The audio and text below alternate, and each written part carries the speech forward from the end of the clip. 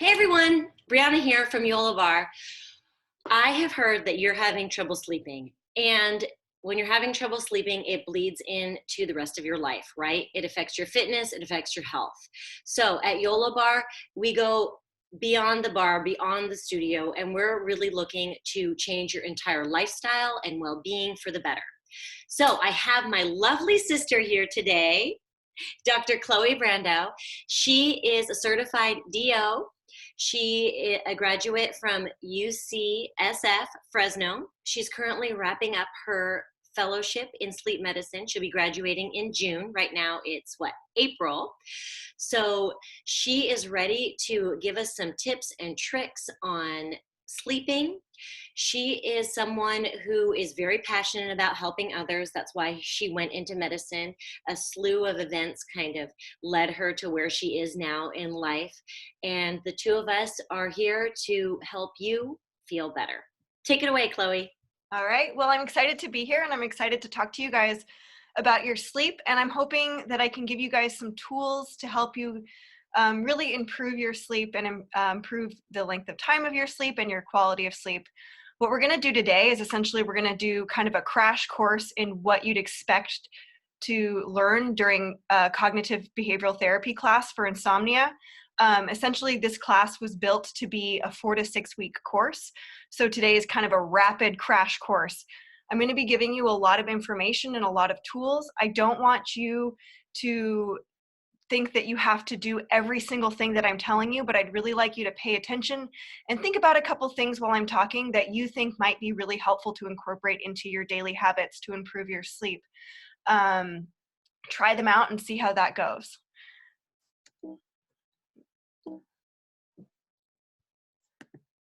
So moving into the objectives of the talk, we're going to start with talking about healthy sleep. We're going to talk about behavioral therapy to improve your sleep, cognitive therapy. Sprinkled throughout the entire lecture, we're going to do some relaxation techniques. And then at the very end, I'm just going to cover a couple other tools to help you with insomnia. So the first question, how much sleep should I be getting? The answer would be, on average, you want to be getting about 7 to 8 hours of sleep. This does not mean that you need to go and get 7 to 8 hours of sleep every single night. Do not freak out if there's a night where you get 5 hours of sleep. It's okay. These studies that we look at are averages throughout the entire week. So on average, throughout the week, you want to be getting about 7 to 8 hours. You really don't want to be getting more than 8 hours. We've seen that there's poorer outcomes in health if you're sleeping longer than that. What are the benefits of sleep? Benefits of sleep, it improves your mood and your judgment, your memory and learning, physical recovery. Healthy sleep boosts your immune system. It helps with your cardiovascular system, preventing heart attacks, controlling your blood pressure. Also extremely important in hormone regulation, including all of that hormones that are regulating weight gain, the hormones that make you feel hungry and full and what you're craving. And then, of course, your metabolism. So all of these together allow you to be happy, healthy, and create healthy relationships throughout your life.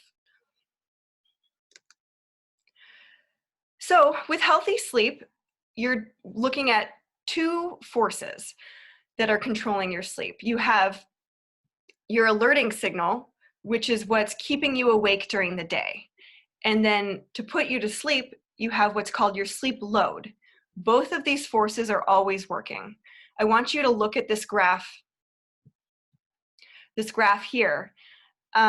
Notice how at the very beginning of the day, both your sleep load and your alerting signal are low.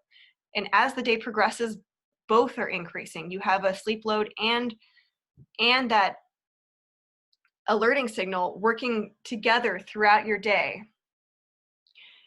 As you get towards the end of the night, your sleep load is peaking as well as your alerting signal. Right after the peak of your alerting signal, the sleep load's going to peak, allowing you to get ready to go to bed and get you to sleep. And then it starts all over the next day. These forces, like I said, are constantly working together. And the key for getting healthy, good sleep is to work with the forces, not against them. So with healthy sleep, we have 4 stages of sleep. we have our NREM sleep and REM sleep. NREM is divided further into 3 different categories. Your stage 1 and 2, these are your transitional stages of sleep. You get a very small amount of restoration, but they are really important for your total sleep health. Stage 3 sleep, that's your deep sleep. That's when you're going to get your physical recovery. REM sleep, REM stands for rapid eye movement. This is when you dream and when you get your mental and emotional recovery. And I want you to take a look at this diagram on the side here. So your deep sleep, your N3 sleep, that's really the bulk of it, is the beginning of the night. Your body really needs that physical recovery. It finds it so important that it's going to be shifting that sleep to ensure that you're getting it, even if you have a short sleep period. Then you're going to go into that emotional and mental recovery with your REM sleep towards the end of the night. That's when you're going to get the bulk of that stage of your sleep. So what is disordered sleep? Disordered sleep, that's when you get your mismatch of the alerting signal and your sleep load. What can we do about it? We want to work to enhance our body's natural machinery. When we want to be awake, we want to promote our alerting signal. When we want to be to sleep, we want to promote that sleep load and dampen down the alerting signal. Right now, when we're going through so much stress during this period of time in the pandemic, that anxiety and stress, that is ramping up our alerting signal, making it much harder to go to sleep at night. So we need to find ways to promote that sleep load and suppress the alerting signal at night. And how can we do this? You can do this with proper sleep hygiene, stimulus response, relaxation techniques, as well as cognitive behavioral therapy. All of these are topics that we'll be covering today. So first, I want to bring us into our first relaxation exercise, which is deep breathing. I know you guys practice breathing exercises during Yolo Barre, as well as if you've ever done yoga. This is a common practice throughout yoga. Essentially, when we take these deep breaths, it's lowering our blood pressure, our heart rate, and our muscle tension, making us feel much more calm and relaxed. We're trying to trick our body into calming down and also calming down the mind. I want you to work on these tools throughout the entire day, and especially whenever you feel anxious or tense during the day, just take a moment, take a few seconds to do these deep breathing exercises. So first we'll talk about equal breathing. This is the most simple type of breathing exercise. I want you all to sit in a comfortable position and close your eyes. And now let's all do this together. Take a deep breath in, all the air in, and then deep breath out. Expel all the air that you can. And again, take a deep breath in, breathe in all of that air into your lungs, and take a deep breath out, expelling all the air naturally through your mouth. So moving into a little bit more of an advanced type of breathing, we're going to talk about square breathing. So essentially you want to think of this, we are making a square with our breath. We're going to be taking a deep inhale, then we're going to hold it for the length of that exhale, and then take a natural deep exhale, and then hold it for the length of that exhale, making a square. So again, getting in a comfortable position. Deep breathing can make you feel a little lightheaded, so make sure that you're sitting down and you're not in a place where you could fall over. And let's all take a deep inhale in, breathing all the air in that we possibly can. And then hold. And then exhale all that air out, all the air you can possibly expel. And then hold. And then take another deep breath in. Hold.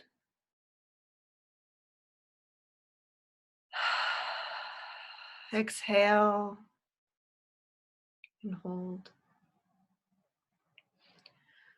So I want you to really notice how your body is responding to these deep breaths. You should be feeling more relaxed. You should be feeling at ease. And if you don't, that's okay. Keep practicing. And then a little bit more advanced breathing. This is called the 4-7-8 breathing. The idea of this breathing is instead of a square, we're going to be making a triangle. So for breathing in through your nose for 4 seconds, then holding for 7 seconds, and then you want to breathe out through your nose, through your mouth for 8 seconds. So just like a triangle, 4, 7, 8. And I'll let you guys practice that on your own. So moving into behavioral therapy.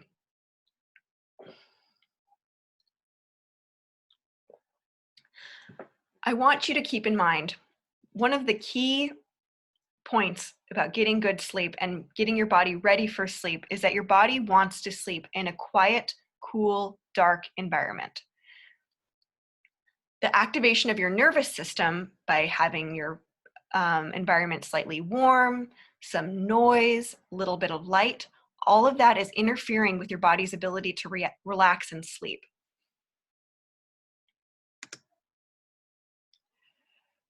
So for your optimal sleep environment, temperature is extremely important. You want to be sleeping in a cool environment. You don't want to be so cold that you're shivering at night, but you want to be comfortable. You don't want to be waking up in the middle of the night sweating and having to throw off blankets. That means that you're sleeping in your environment is too hot. Regular exercise can help us regulate our body temperature, and we're going to go into that in just a moment. Noise is also really important. You want your bedroom to be quiet. Sometimes that's a little easier said than done. We have a lot of noise that we can't necessarily control, but if you do have things that make some minimal noise in your bedroom, maybe like a ticking clock or a buzzer, try to remove that from your bedroom. It really will help. But if you do have something like loud traffic outside of your window, you can try white noise machine, earplugs.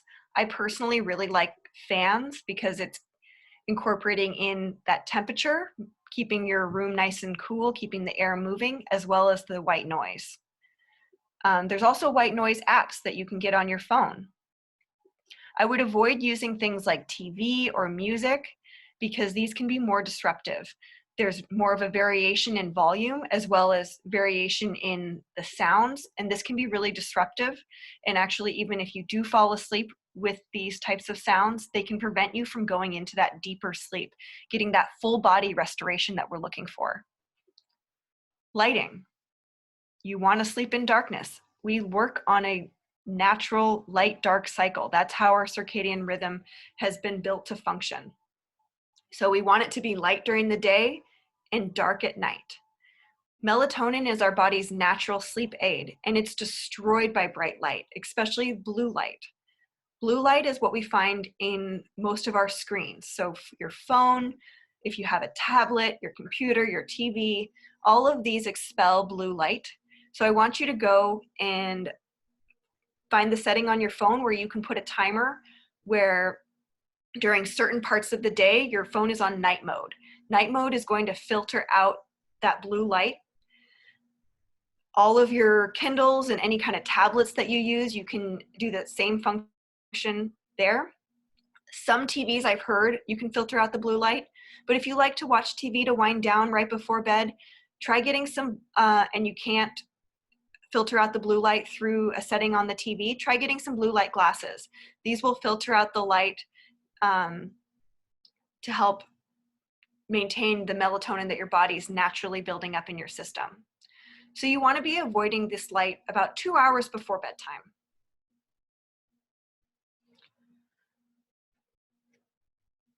And then moving into exercise.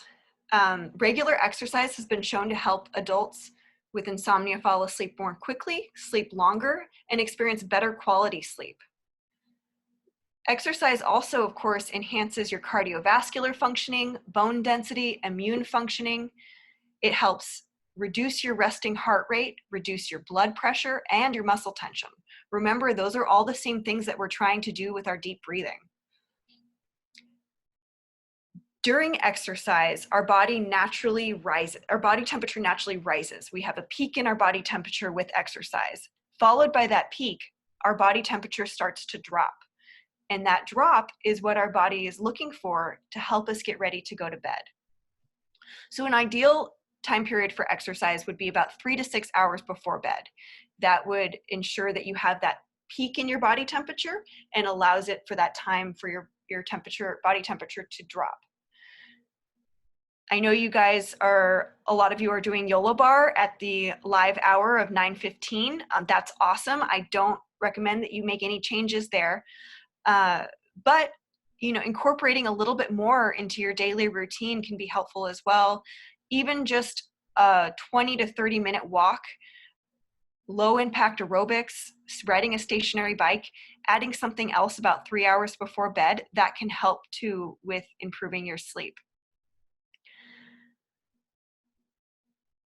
Your brain also compensates for that physical stress that you're having with exercise by increasing your deep sleep. Remember, your deep sleep is when you have that physical recovery. So your body's response to the physical stress of exercise will be to increase that deep sleep, improving your sleep architecture.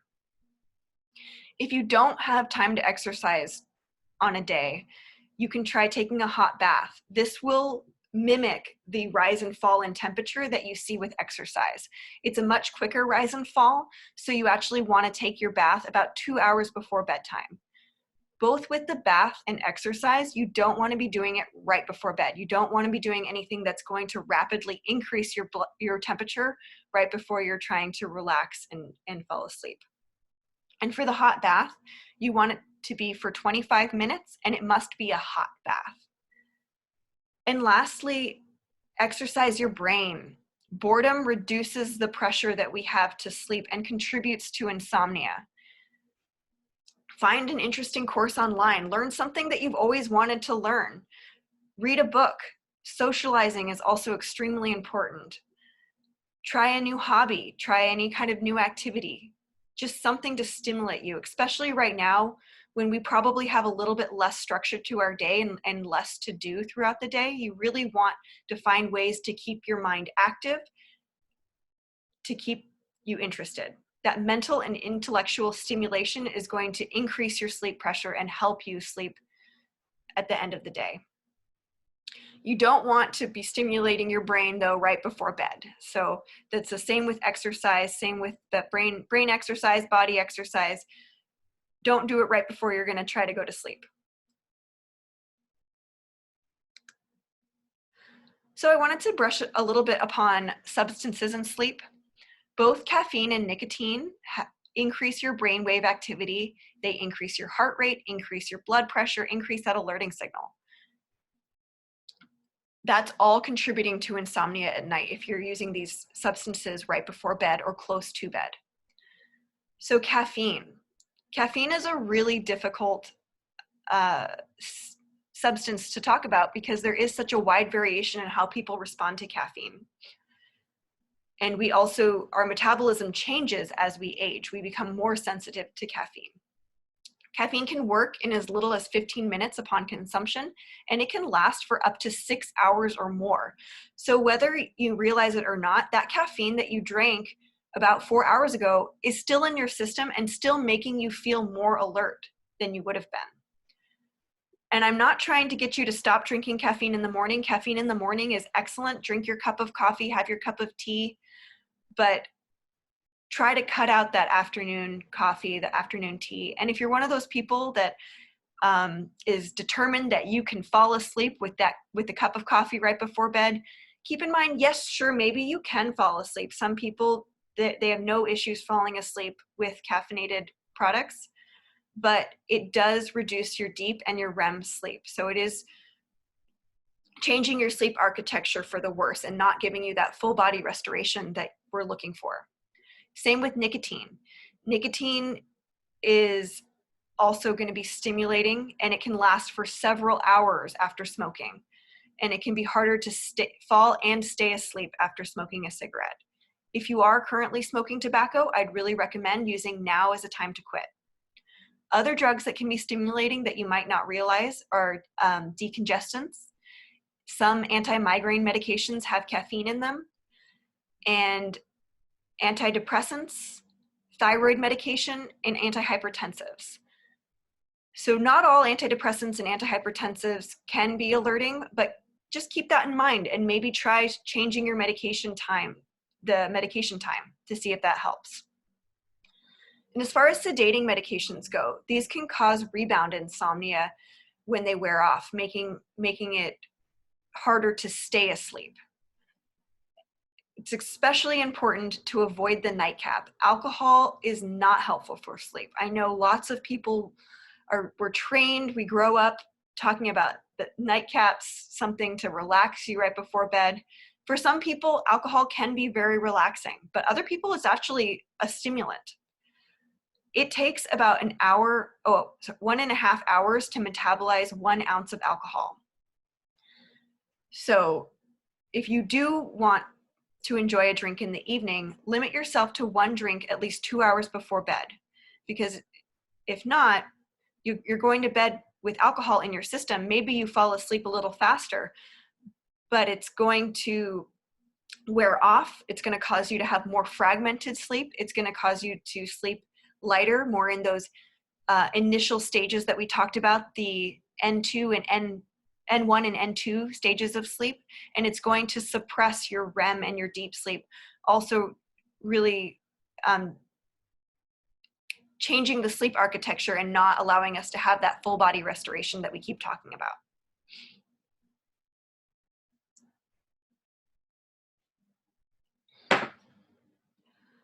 So then just kind of wrapping up, all of these things that we're talking about fit under the umbrella of sleep hygiene. These are behaviors that decrease physical stress and arousal associated with daytime activities. So no drinking caffeine or other stimulants 4 to 6 hours before bed. Some people, like I said, are metabolizing this substance differently, so you might even need to stop caffeine earlier in the day. Limiting your alcohol intake to 1 drink at most and at least 2 hours before bed. Quit smoking 1 hour before bedtime, or quit altogether. Avoiding any kind of large meal or very spicy foods 2 hours before bed. Avoiding as much noise, light, and heat as possible.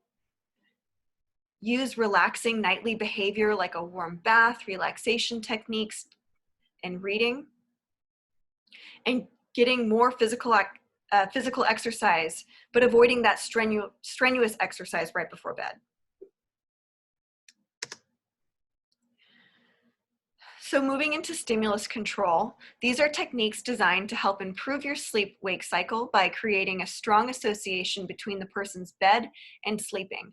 I want you to start to train yourself to associate your bed with sleep, just like how you associate popcorn with the movie theater. Bed, sleep. It's not the place for work. It's not the place for other activities. So you want to keep that fixed schedule, keep a very specific bedtime routine. Just like if you have children, they likely have a bedtime routine that you have them follow. Your body actually wants that as well, and create something for yourself to prepare your body for sleep so it knows to start relaxing. If you're having a difficult time falling asleep, get up out of bed. If you're lying in bed for about 20-30 minutes and tossing and turning, get up, go do something else in a different room. Don't turn on super bright lights, keep it nice and dim, and do a quiet activity. Something like reading a book that you've already read. Please don't go out and read the latest murder mystery novel or anything that's going to stress you out. Or finding a game on your phone that you enjoy that's a little bit more mindless, not so stimulating. TV is also okay, trying to avoid that blue light though. Using your bed for only the 3 S's: sleep, sex, and sickness. You want to be associating your bed with sleep. If you're doing other things in your bed, your body is going to think that the bed is a place for other activities. It's not going to make that direct association. Avoiding naps as much as possible. If you do nap, try to take your nap at least 4 hours before your bedtime. And then always try to get up the same time each morning. Even if you want to even if you stay up late or couldn't sleep that night, you want to keep that same wake up time. That's training your body to know when it is time to sleep. So if you keep the same wake up time, and let's say you couldn't fall asleep the night before, eventually your body is going to recognize, oh, you're giving me this specific time to sleep. I'm going to actually start to become more efficient in falling asleep so I can optimize this time that you're giving me.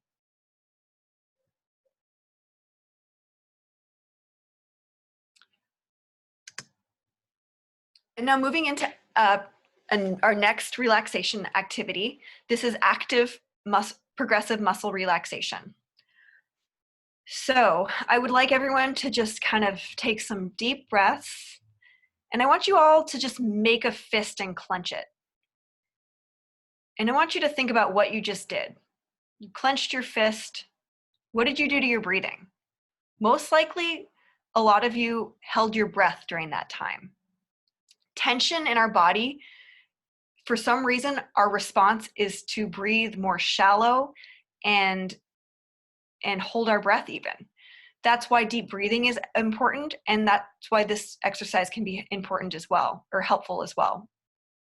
So the main concept for this is going to be when you inhale, I want you to clench or flex that muscle.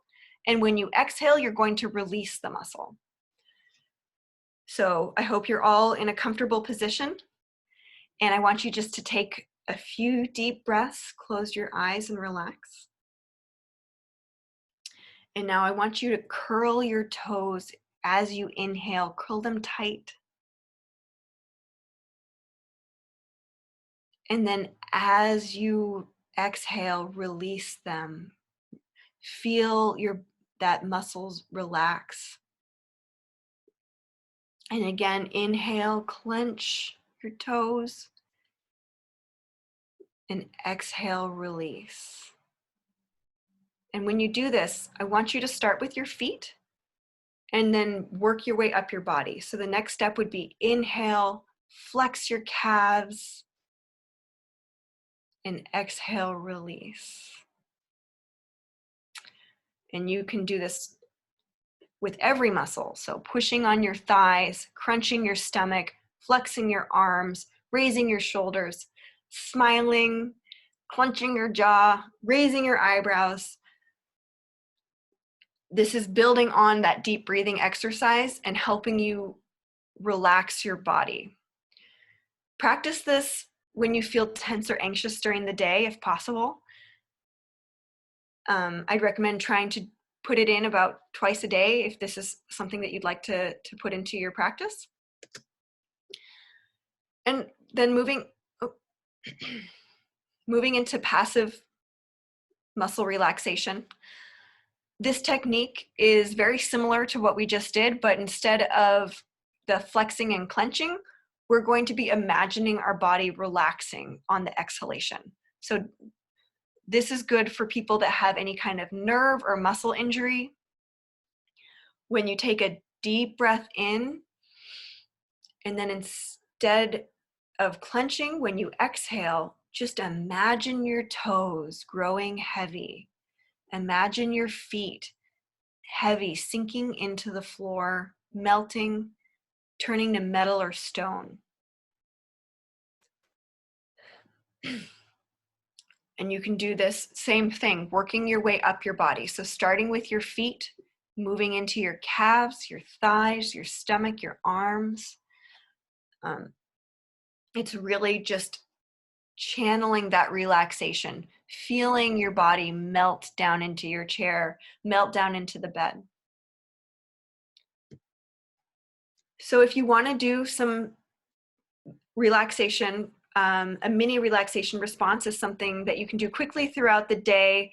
No one really knows you're doing it. It takes seconds. So what you're going to do for this type of exercise is taking a few moments to focus on your body relaxing. And then you're going to focus on that deep abdominal breathing, breathing in through your nose and out through your mouth.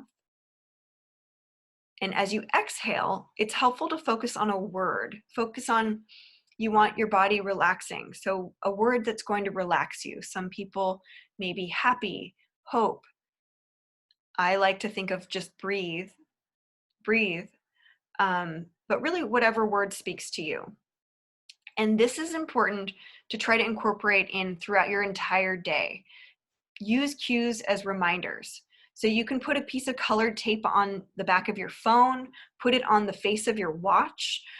Anytime that you're watching a commercial, that you're waiting in line, you're on the phone on hold, use all of those moments to just take a minute, take some deep breaths, imagine your body relaxing, particularly where we carry stress. I know Brianna likes to talk about how she carries a lot of her stress in her shoulders. I carry a lot of my stress in my jaw. Focus on that body part that really bothers you and just imagine how it's relaxing when you take that moment to focus.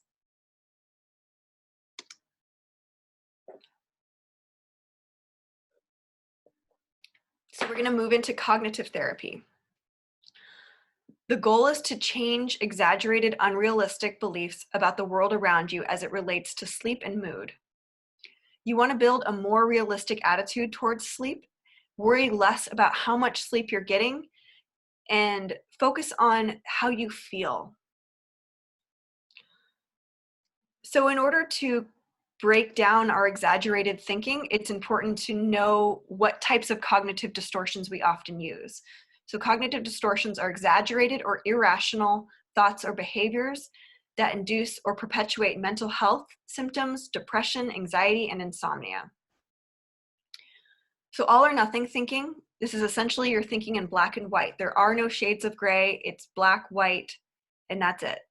Overgeneralization, making hasty generalizations over something with insufficient evidence. If you are using a CPAP and you had one night that was bad, that doesn't mean every single night is going to be bad. Filtering, focusing on the entirely negative elements of a situation to the point where you completely exclude the positives, and then discounting the positives, of course, when you just discount all positive events as though they weren't correct or they were inaccurate. Should and must statements. These are not helpful statements to put on ourselves. Personalization, when you take too much blame over something that you only had partial control over. And then blaming, when you blame others for something that they only had partial control over. Neither one of these types of thinking are helpful. So when you have a distorted thought, then you want to test that thought. What kind of test do we have? We have the double standard test. So this essentially is thinking, would you judge someone you care about the same way that you judge yourself? I certainly, with some of my cognitive distortions, would not be judging my sister, who I'm so happily hugging in this picture, the same way that I judge myself sometimes. That is a distorted thought. Shades of gray. Instead of that all or nothing thinking, you want to think of something as a 1 to 10 scale. It's not black and white. Life is not black and white. The semantics test. You want to de-escalate your dramatic language.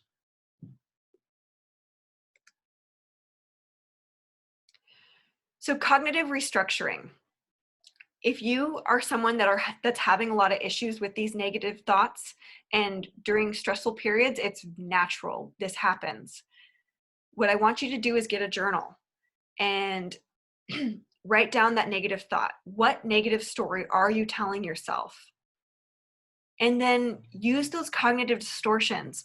Break down what you're thinking. What are you telling yourself? What cognitive distortions are you using? And then I want you to rewrite that thought so it's a less negative truth. And this can be extremely helpful, writing down your thoughts every day before bed too. Write down the thoughts, write down the things that worry you. Think about how these are distorted. Try to reframe them in a more positive way. Then close that journal, put it away. Don't think about those thoughts at night. Leave them there.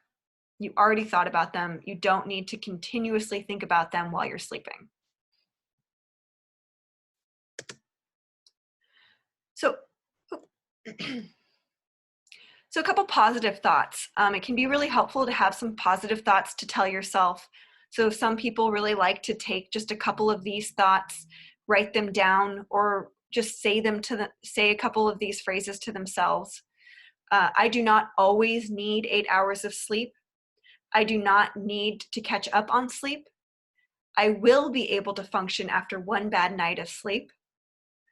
One bad night does not disturb a whole week of sleep. It is possible to predict a good or bad night of sleep. Insomnia is not just a chemical imbalance. Insomnia will not ruin my life. So picking a couple of these, telling them to yourself, keeping yourself positive. This can be very helpful for some. Moving into meditation. This is another great form of relaxation. So for meditation, if you do want to start incorporating more of a meditation practice in your life, try to pick a time and a place during the day where you're going to be uninterrupted and you can focus on the meditation. I don't want you to go out and try to do 30 minutes of meditation a day. Keep your goals realistic. Start slow. Start with 5 minutes. And then build up to 10 and then increase that later. If you start too ambitious, you're going to get discouraged and then stop doing it altogether. Before you sit down, remind yourself that you're there to focus on the present moment. And you are going to feel different emotions. It's okay and it's expected. You might feel angry, you might feel impatient, you might feel sad, you might feel happy. All of these feelings are completely valid and expected. Just let them go, let them happen. Keep your attention on your breathing. Breathing will help you stay focused and not get lost in your emotion. And then you want to, the trick to meditation is to, excuse me. The trick to meditation is not to avoid having your thoughts wander, but rather to redirect them, redirecting your mind back to your breath. So moving into other treatments for insomnia. Sleep restriction. This is extremely helpful for people that are not efficient with their sleep and have low sleep efficiency. What I mean by sleep efficiency is you're laying in bed for long periods of time, but only for a short period of time that you're actually sleeping. If you do want to practice sleep restriction independently, start keeping a sleep log. Just log your sleep for about a week and see what it looks like. How much time are you spending in bed? How much of that time are you sleeping? If you're spending 8 hours in bed, but you're only sleeping for 5 hours, your body is not efficient with sleep. What you want to do is actually restrict your time in bed to 5 hours. Teach your body to be efficient with those 5 hours, and then gradually add on sleep time as you move forward. Some people with sleep restriction, they can start adding on 15, 30 minutes after just a couple of days. And if you're successful, continuing to add on. Other people really need to move much slower. So adding 30 minutes and then sticking to that schedule for another week and then adding another 30 minutes. It might be tough at first. You probably will feel tired. But overall, the outcomes with this kind of technique are very positive. Paradoxical intention. Attempting to stay awake rather than using some of these other techniques to fall asleep. Refocusing therapy. This is redirecting your anxiety away from not sleeping. So things like counting sheep. My fiance likes to play a round of golf in his sleep.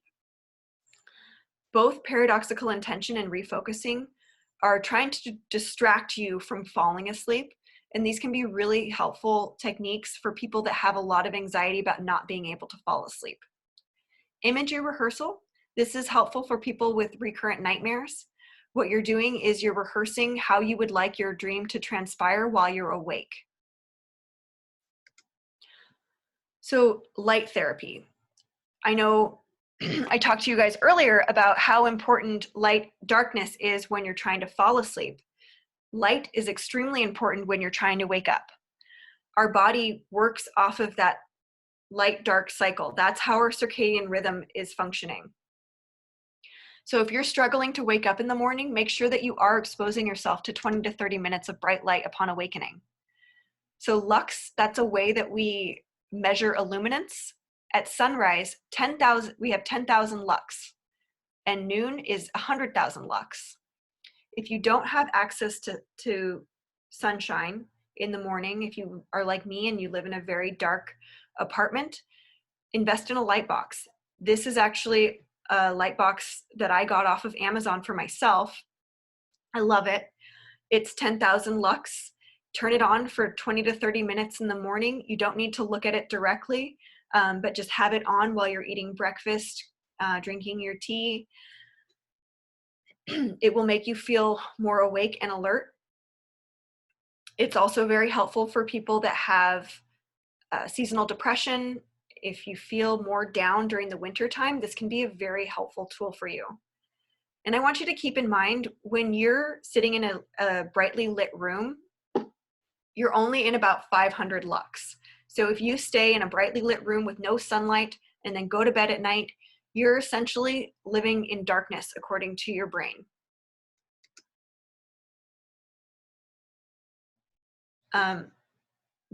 Next, I want to move into guided imagery. So this is combining components of the other relaxation techniques that we already talked about. It's also known as guided meditation or visualization. It's a kind of meditation that will guide you through your thoughts and where you want them to go. You can take yourself to a beautiful location that gives you joy and peace. The trick to guided imagery is to get lost in the images of peace, calm,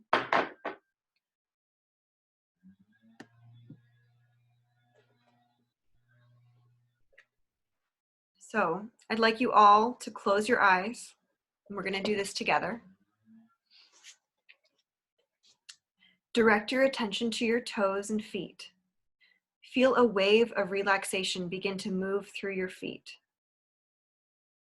Now the relaxation moves through the calves and thighs, and then to the stomach, chest, and back. Note tension disappearing from your body. Sense relaxation moving now to the hands, forearms, shoulders. Next, the relaxation moves to the neck, jaw, cheeks, eyes, and forehead. Tension is disappearing from the body. Concentrate now on breathing. Note the breathing is becoming more rhythmic and abdominal. Also notice as you inhale, the stomach expands, and as you exhale, it contracts. Take a few moments to focus on abdominal breathing.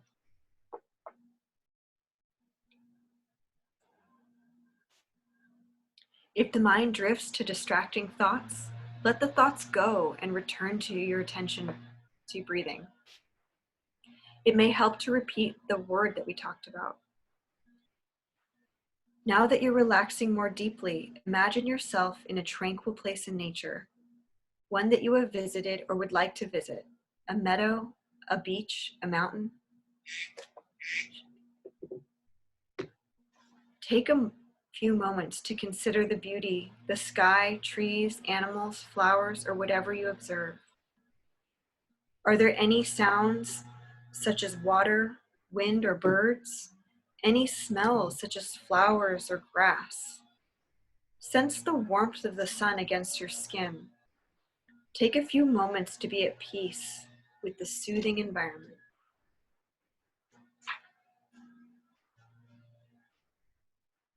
Now sit or lie down in this serene place. Look up and notice the sky, clouds, or perhaps the moon and stars. You are becoming more deeply relaxed. You feel calm and peaceful. Take a moment to enjoy this safe, wonderful place, which you can return to at any time you need to relax. Take one more look around. Now take a slow, deep breath and slowly open your eyes.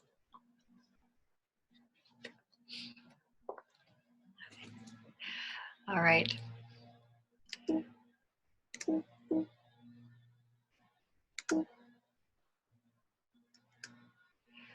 So just wrapping things up, essentially, with dealing with sleep and improving sleep, we want to break this cycle that we're looking at. We have a situation. You can't go to sleep. Your thoughts, I will be up all night. Then followed by emotions, angry, anxious, sad. Then behavior, you're tossing and turning. You're turning on the TV. You're doing work in bed. And then your body's response, you're going to feel tense. You're going to feel more fatigued. You're going to feel pain throughout your body. And then this cycle is going to continue and reinforce itself. We want to attack this cycle, and we can use really any point using the different tools that we talked about to break the cycle. So for the situation, enhancing your sleep environment, we want darkness, we want quiet, we want our cool bedroom. Your thoughts, use cognitive therapy to capture and break down those false ideas and build up and interfere with emotions, behavior in your body. Your emotions, you can use the CBT training and dynamic therapy to recognize and understand ideas that reoccur and interfere. For behaviors, use that behavioral therapy. Maximize your sleep efficiency through habit. And then your body's response, using those relaxation exercises that we talked about, using medications and making sure that you have your underlying medical illnesses addressed. This can all help to calm your body.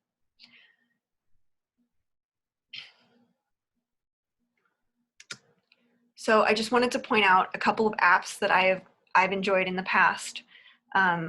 For a lot of the relaxation exercises that we did, you can have some guidance using these apps, but also you can do them completely independently on your own at any time, anywhere.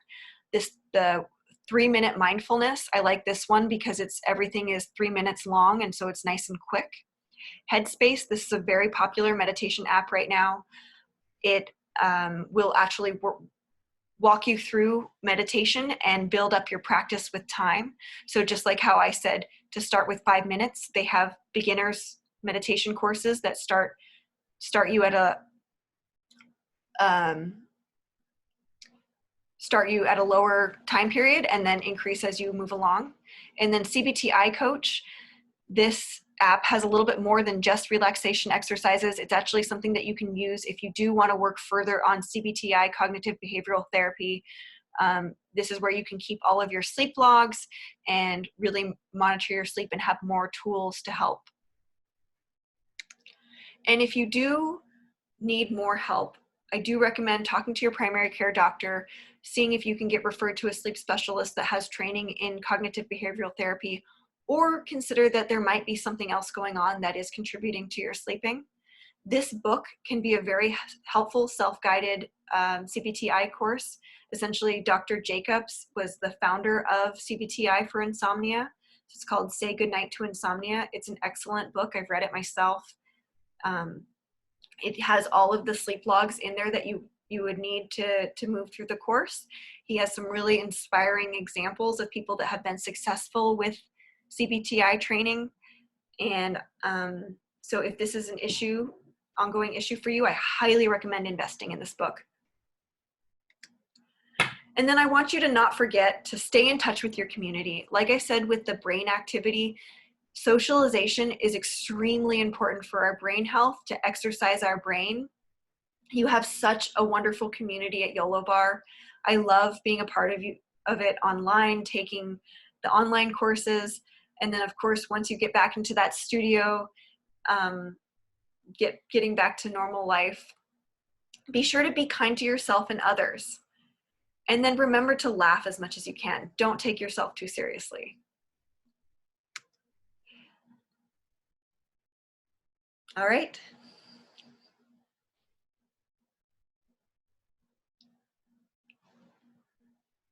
Sorry, you're muted. Sorry, I was in a Zen. That was really helpful. And that guided meditation that you did at the end was just lovely. It's very reassuring to hear you say that you don't necessarily need 8 hours of sleep every night, and you'll be okay. You know, of course, I know the world won't come crashing down if I don't sleep well, but when you're tired or when you're laying in bed with insomnia, it sure feels that way. Yeah, absolutely. Yeah, well, thank you so much. And everyone, let us know what you think about this presentation. Give us some likes, give us some loves. Let us know in the comments what else you would like to hear about, because Chloe and I are here to help you. She is a medical professional. I am a fitness professional. We have your health covered. So have a wonderful day, and we'll see you all soon. Bye. Bye.